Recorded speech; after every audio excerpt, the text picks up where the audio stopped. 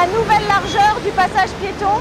Proposition qui n'est pas encore actée aujourd'hui. Mais la question qu'on se pose avec vous, c'est est-ce qu'il faut mettre un café? Qu'est-ce qu'on peut mettre d'autre? On peut être imaginatif.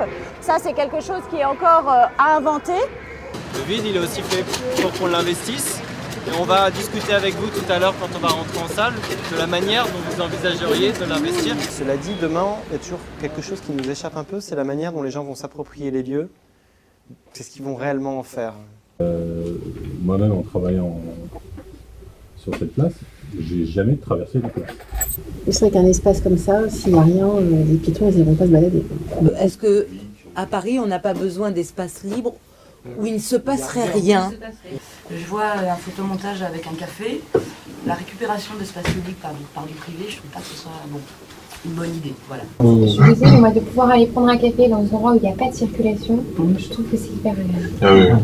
On pourrait prévoir un pavillon, par exemple, pour des jeux de société. On peut y installer des murs d'escalade, mais tout à fait à titre provisoire. Donc le manège, je pense que c'est déjà un point qui est intéressant pour les gens. On peut faire mieux comme manège, enfin, je sais pas, il y a les manèges à Nantes, inspirés de Jules Verne, avec des trucs, des machines pas trop agréables.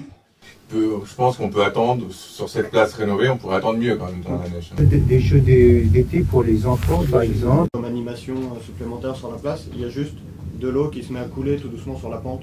Mais c'est une petite lame d'eau, donc on peut marcher dessus, on peut jouer avec, on peut courir tout le temps, faire du vélo. Mais qui est un aménagement aussi complètement réversible. Mais donc là, je pense que ça peut être un espace d'apprentissage du vélo. Trouver un endroit pour apprendre le vélo quand on habite à Paris, c'est pas évident.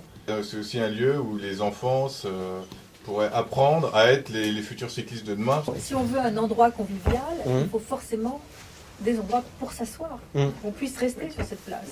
Est-ce qu'on ne pourrait pas essayer de mettre une forme de mobilier urbain un peu originale, où on puisse à la fois s'asseoir, où les enfants aient en même temps envie d'y grimper? Donc il est une forme un peu entre la sculpture et le mobilier urbain. Mettre les choses en face de la bouche de métro, des choses auxquelles on a besoin d'accéder rapidement, par exemple à un point office, un point information parce qu'on est perdu, ou un espace associatif. Ah oui, c'est pas un kiosque qui peut accueillir plusieurs usages, en fonction des horaires, des jours. Là, ça peut être don du sang, enfin il y a plein de choses qui se passent. Une bibliothèque, pas possible. Quand j'étais avec mes parents, il y avait un endroit où il y avait des contes en fait, et il y avait quelqu'un qui lisait des contes. Et c'était un bon moyen de rassemblement de plusieurs générations. Ce que vous allez faire des terrasses est un peu vital, quoi, parce que c'est ça qui va déterminer s'il y aura vie ou pas sur la place.